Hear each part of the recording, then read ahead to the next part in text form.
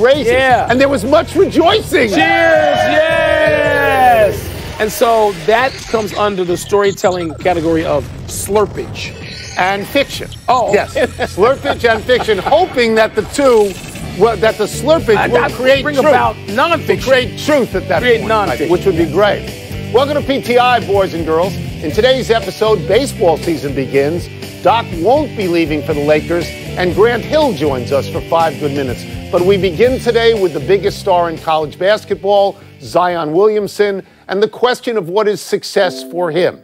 This is his one-and-done season. He is celebrated and coveted. But as a basketball player, Wilbon, what constitutes success for him in this tournament? Well, Tony, I think it depends on how far ahead we are and then looking back. So I think if we look, talk about this 5 years from now, 7 years from now, and we begin to reflect, reaching the Final Four will constitute success. He plays for Duke, so that can add an extra layer and a glamorous Duke team. But, I mean, you go back, Tony, the people who have even won NBA championships, getting to the Final Four is success. Dwayne Wade, who did not win one, but he got to the Final Four. I think we view him at his time at Marquette as a successful player. Now, if Zion wins, if Duke wins the whole thing, it's greater success. But I think getting to the Final Four is successful. And I don't. And I will... Not successful? No, I think you have to go further, and I will explain it to you. Whoa. I put him in a special category. Okay. I'll tell you, okay. Of a great player on a big-time team with a chance to win. Okay. Unlike, say, Ben Simmons, was a great player on a team that was no good at LSU. Right. More like Joel Embiid had he played in the NCAA tournament at Kansas. So I think that the expectations are higher for Zion Williamson. To me, the only success is him winning the whole thing. The only success. Well, I'll give you a bunch of names.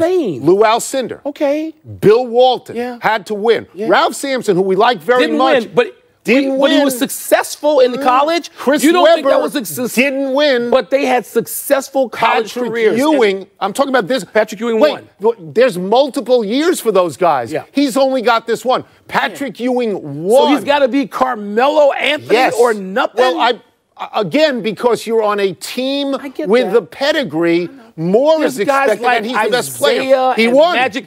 Larry They Bird won. didn't win. You're going to tell me, huh? I'm going to tell you that Indiana State at that time, right, that's where he played, that's not Duke. That's not Duke. Man, I'm putting it high. I'm not going to grade on the curve, but you are the professor that everyone hates. Okay. I don't want that guy's class because he's a jerk. Okay. You got to win. When you're that good. Man. The big NBA news of the day is that Doc Rivers, when asked about reports he might be interested in coaching the Lakers. David Thompson won.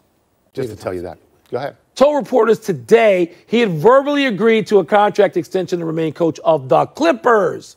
Doc said, quote, "I'm going nowhere. I plan on being here a long time," close quote. Rivers reminded people that his goal when he arrived was to help stabilize the organization and win a championship. Tony, as you well know, the Clippers have never, ever come close to winning a championship. Right. So is pursuing this a real reason to turn a deaf ear to the most glamorous franchise in Southern California? It's a very important point that you make, that they have never come close. Doc Rivers won a championship with a team that had many titles before the Boston Celtics. Los Angeles Lakers, across the court, have had many championships. I think it's much harder to win for the first time. And I would say this to you. You talked about how Doc wanted to stabilize the team. In the last few years, the Clippers have gone out of their way to lose. They have traded away Blake Griffin. Last few years? They have traded away Chris Paul. That's a year and a half. They have, in the last couple of years, they've traded away Tobias Harris. They lost DeAndre Jordan. They lost J.J. Redick. You got to start over. Why would you have confidence you could win a title there? Because you had to start over. You went as far as you could go with those guys together. It didn't work. When they lost to Houston in game, whatever that was, 6, I think, in Houston, when they should have been in the conference final, they had to start over. So they started over. And now they have an owner with deep pockets. Oh, sure. They think they can, and they, by the way, they have a guy named Jerry West who's on staff. So they're looking for free agents. They can, free agents, Tony, they're good. Whatever they add, they're going to add that to a playoff team. And so he doesn't have to be so covetous this year as in other years when he was there with the Lakers. Would you agree with me that it is easier to win with the Lakers than it is with the Clippers? And historically, that the Clippers are the White Sox and the Lakers are the Cubs? No, it's not that. There's not that big a difference. Not that big. Cubs and White Sox is blown out of the tub. Okay, the Clippers have been in the playoffs. They have been a threat. They have had glamorous players like Chris Paul and Blake Griffin. Where are they now? Huh? They're gone. They got rid of them. They're in the playoffs. Are you paying attention? No. They can sign anybody this year. Let's see who they sign. sign. They got a rich owner and an accomplished coach and an iconic consultant, helper, major domo. Let's see who both teams sign. Okay. Last night, the Brooklyn Nets were down by 25 points to Sacramento at the start of the fourth quarter. In the shot clock era, teams facing that exact deficit have just 3 wins and 3,028 losses. Well, you can now make it 4. Wilbon, the guy you hated so much on the Lakers, D'Angelo Russell, scored 27 of his 44 points in that quarter. Nets win. So how do you now see Russell and the Nets? Russell's done a hell of a job. I get to vote. And my most improved player vote, I think I'm going Siakam and Russell. It might be somebody else I'm leaving out. But Russell's going to be in the mix. And, Tony, I tell you what Russell ought to do. Because he's turned himself into a player. Right. And people will say who don't know any better will say, wow, the Lakers gave up on him.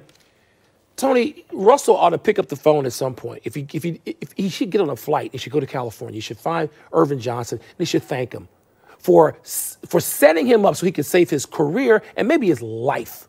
All right? Now, I'm not going to go too deep off into how I know all of that, but he ought to thank Magic Johnson. Because some people, as my friend Byron Scott says, not everybody can play or should try to play in L.A. And it seemed like Mr. Russell was one of them. And so he got shipped to the other side of the country where he has made himself with his second chance a player. You talk about the Clippers now being a playoff team. The Nets at the moment are a playoff team. The Nets are 1 game above 500. You may not think that's much. Last year they were 26 under. It's a lot. 26 under. That's an improvement of 20. They're 27 games better. And how are they better? Well, D'Angelo Russell is part of it. I can't name 3 guys on that team. They must be good. Dinwiddie. That coach must be good. He might be most important. That coach must be good. The players are good, and the coaching is good. All of it. Kenny Atkinson, it's all worked. It's a big improvement. They have turned it around. Apparently, barring some last-minute collapse, they're going to be in the playoffs, Tony. And D'Angelo Russell needs to be applauded. He's playing great. But you know what? A lot of times, young men get assists. And in a certain culture, the one I grew up in, they get assists from guys who may be in the church league or guys who may have met in a barbershop, guys who may have coached him in high school. In this case, a lot of people are looking out for D'Angelo Russell. I don't know him, but I hope he knows that and appreciates it. Did I stammer? No, that's fine. Let's go to Tate Martell. The Ohio State transfer has been declared eligible immediately at the University of Miami. No sitting out a year, which has historically been the case. His request was granted even though he had no apparent hardship. This could set a precedent in that transferring players could find it much easier to request and be granted eligibility without having to sit out. Some observers feel this is going to lead to an even greater rate of transferring among top college recruits and actually cause a form of free agency. Tony, do you think this is a decision the NCAA is going to come to regret? I think they'll regret it immediately because what it's going to do is more or less set up an auction of players who are dissatisfied in the small moment that they get to college. I'm not getting enough playing time. Let me look around at who needs me. Let me go there immediately. I think the NCAA, it's going to lead to the poaching of players by coaches, who know that somebody's on poaching. Yeah, I think not just sort of a self-initiated process, I think both. Which winds up being poaching. Expedited. Yes, poaching it's probably designed not to have poaching, but it's going to lead to poaching. But I also think that the NCAA had to do this because they have to find ways to keep players happy without paying them because they don't want to pay them. And this is an interim step. I hadn't thought of that. It's like, why further antagonize people that we are limiting in every possible way we know how by saying, no, you can't play tomorrow. And I think that's, you know what? If the NCAA actually thought it out that far in advance, and I'm not sure anybody there did, then applause to them. Because the NCAA, Tony, they don't regret stuff they ought to regret. Mike, I don't think if you, I think in my heart that if a coach recruits you to a school and he leaves, you ought to be able to go with him. Although nobody ever said of Jimbo Fisher when he went to Texas A&M, he should sit out a year, right? Nobody said that. But I also think that if you transfer within the conference, I know you've always said that. Yes, you cannot just go play immediately in the conference. You know what? As much as I rail against the NCAA about almost everything, I'm not going to do it there.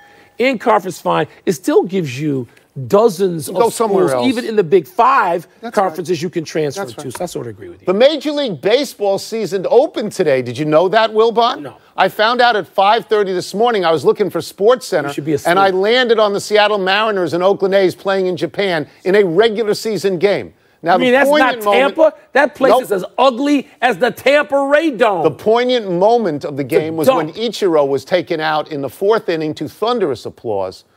Wilbon, was this the right place and time to start the season? This is dumb. This is so dumb that it seems like the NCAA must have thought of it. This is preposterous. This is when you turn your product over to the marketing people. And every few months I get to rail about that. You start your season in Cincinnati, Ohio. That's where you start it. And you get to Japan if you have to give the team 5 or 6 days off. I know where they're doing it. They're doing it on the easy way out so that the team still has enough time to get ready for its United States opener. Yeah. You open the national pastime of what used to be it in the United States, in Cincinnati, end of story. So I'm okay with this. I'm not good with it, but I'm okay with it. Part of it is Ichiro, who will played today, will play tomorrow, may never play again. I hope I'm going to get up in the morning because I'm awake at that point. I want to see him get a hit. I'm okay with it because they're both in the same division and they have to play each other 19 times. So what? Mike, it's a business. Does baseball have no respect for itself? This is not football. It's going to go poor by opening the season in Cincinnati? This is not football where nobody outside the United States plays it. That's true. People play baseball. So play it later. Don't open your season. No. Well, nobody really thinks of this as it's what we would call in the restaurant business a soft opening. I just think you do it because it's the right time and place for Ichiro, who's been the greatest player ever from Japan. You got Babe Ruth. You don't need to have a right time. Okay, fine. He's not playing in Japan. He's playing in the United States. Today and tomorrow he's playing in Japan. You play these games. They have almost an NBA-like all-star break now, don't they? With extra days on each end. You play this game in the summer. You play it in Japan. It's fine. You don't open the season anywhere else. But Cincinnati. You're becoming a curmudgeon. Yeah. Let's take a break. Go ahead. Coming up, Duke is the betting favorite to win it all. We're going to ask Grant Hill which teams he likes to make a run. We'll also ask him what he sees when he watches Zion. He should have his name shortened, just to one name, like Sanino. To which? To Zion? Not Williamson. Well, but everybody calls him Zion. Pardon the Interruption is brought to you by Lilly Diabetes. I'm Keith Olbermann. Tonight on SportsCenter at 6 Eastern. Why tonight's game against Boston is a must-win for the Sixers, plus setting the stage for the marquee match. All the way through the national championship. Turner Sports NCAA analyst and somebody we watched play in high school, Grant Hill. That means you're even old now. South Lakes High School. Let's start with this. I ask you as an analyst and as a Dookie, when you watch Zion, what do you see? Wow. I just see explosiveness. I see almost like a combination of a linebacker who jumps like Vince Carter. It's really nothing we've ever seen before in terms of his explosiveness, his athleticism, but also how hard he plays and, steals, his activity, his energy, just off the charts. We're so used to comparing people. You really can't compare him because there's really been nobody quite like him. That's how unique Zion Williamson is. All right, Grant, beyond Duke, you've had a chance now to study the brackets. Who do you like beyond the Blue Devils? Who jumps out to you as a team that could at least get to the Final Four, if not further? Wow, there's a lot of teams, and I know I'm not supposed to say this, but I think North Carolina is a really talented team. Be in trouble for that now. Yeah, I can get in trouble for that. Yeah. So if anyone says anything, I'll just pretend I'm Steve Smith. But no, North Carolina, Roy Williams has done a fantastic job. I do think UVA, they've had a lot of setbacks and adversity in the tournament, but I do think this is Tony Bennett's most talented team, and I think they'll get through and get to the Final Four. I think Michigan State, I know they're in the same region as Duke, but I was at the Big Ten Conference tournament last week. I followed them, Tom Izzo. This team is just balanced. They're tough. They defend. They can score. They really don't have a weakness at all. As a sleeper team, I like Texas Tech. the best defensive team in the country. They got a kid, Jarrett Culver, who's probably one of the top 5 players in college basketball that nobody knows about. He's capable, as they are, of taking a long run. And I love Florida State. You know, I love what they've done. Leonard Hamilton, they won 12 of 13 games to end the regular season. People forget they got to the ACC Conference Finals, lost to Duke, but they have a lot of depth and are very talented. So there's some teams out there other than Duke, believe it or not, that are capable for a long run. I'm going to ask you to put on your old man hat for a second. You and I did this a little bit the other night in Chicago during the Big Ten tournament. When you go back to that last year, even when you lost to Arkansas and that Scotty Thurman shot, sorry to bring this up, you had senior-laden teams with 3 and 4 All-Americans, it seemed at the time.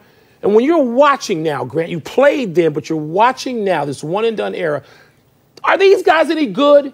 I mean, do you look at them and think, yeah, these guys could have played when we did and won something? You know, that's a good question. I mean, I think there's some really talented players and a lot of young talented players. But, you know, the difference was you had older players, more experienced players who had the opportunity maybe to go pro, who didn't. You know, I think of that UNLV team in 1990 that, you know, blew out Duke and Denver in the championship game. And you had, you know, Stacey Augmon, Larry Johnson, you had Greg Anthony, all juniors, and they all came back their senior year to try to win it again. And you don't see that anymore. And so I do think overall the experience and then I think the overall sort of talent and balance on a team, you don't see that as much with a lot of these teams that have a lot of stars on them. And so that's how the game has changed, and that's how college basketball has changed. And I think also, too, what's interesting as fans, we don't feel like we've watched them enough. We don't know them enough. And, you know, they could be a great player who played 1 year and had a long run or even win a championship with that team. But if they're there for 1 year, you don't really, as a fan, feel like you get a chance to connect with them and know them like those UNLV teams or even the Fab Five teams in Michigan or some of the teams I played on. Or Florida in the early 2000s when Noah and Horford and those guys. And so, you know, that's the environment we're in. That's how things have changed. And but it's definitely very different than what it was a long time ago. What a great pleasure for us to have you. Thank you so much, Grant. That was great. Much appreciated. Thank you. You guys have come a long way from Seahawks South Lakes Gym, so congrats. All 67 NCAA tournament games will be available across TBS, CBS, TNT, True TV, and March Madness Live. Let us take one last break. But still to come, Odell Beckham Jr. asked for some space. What does that mean? Space where? What does that mean? What does he want space? At an office building? Yeah. And will the Bucks be hurt by the injury? Another one to Nikola Mirotic. Do you know how old we are that we remember him from high school? Yeah. He reminded me of that the other night. It's awful how old I am. Yeah. And I'm older than you're you. Plus. I'm older than you. Too old. Smirnoff knows you don't need a lot to have a good... Lower carbs, lower calories, higher expectations. Corona Premier.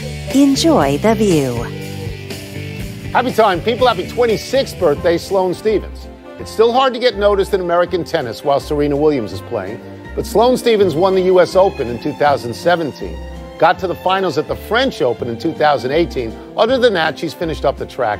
But here's a fun fact. She is dating U.S. soccer star Josie Altidore, whom she has known since 5th grade. You know, professional tennis actually needs Sloane Stephens to be a little bit more consistent because, I mean, she's a star, and the sport is in need of stars right now. Sloane Stephens could fill that bill. Happy anniversary to the AF. On this day last year, Bill Polian and Charlie Ebersol announced the creation of the Alliance of American Football. It is in its first season now. It has 8 teams. Most of its head coaches are better known than most of its players. And currently, Steve Spurrier's Orlando Apollos are in first place in the East, and Mike Riley's San Antonio Commanders are in first place in the West. What was that line from Paul Silas years and years ago? Am I speaking Chinese? Yeah. You speak in Chinese to me. Right? You don't watch? Really?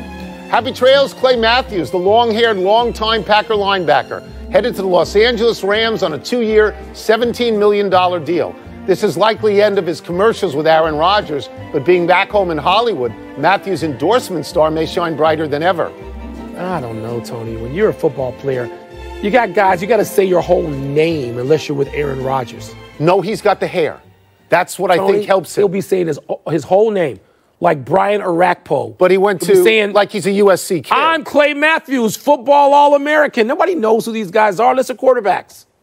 Nobody. Again, you're a curmudgeon. Yeah. We're running out of show when we go to the big finish. Let's do it. The Brewers reportedly in serious talks with Craig Kimbrell. How do you feel, Mr. Cub? The Brewers acquired everybody in the world last year short of Ruth and Aaron. Did they win? Did they beat the Cubs? They beat the Cubs without an MVP. They beat the Cubs, thank you. You going to beat them this year? Beat the Cubs. You want to bet now? Beat the Cubs. I knew you wouldn't.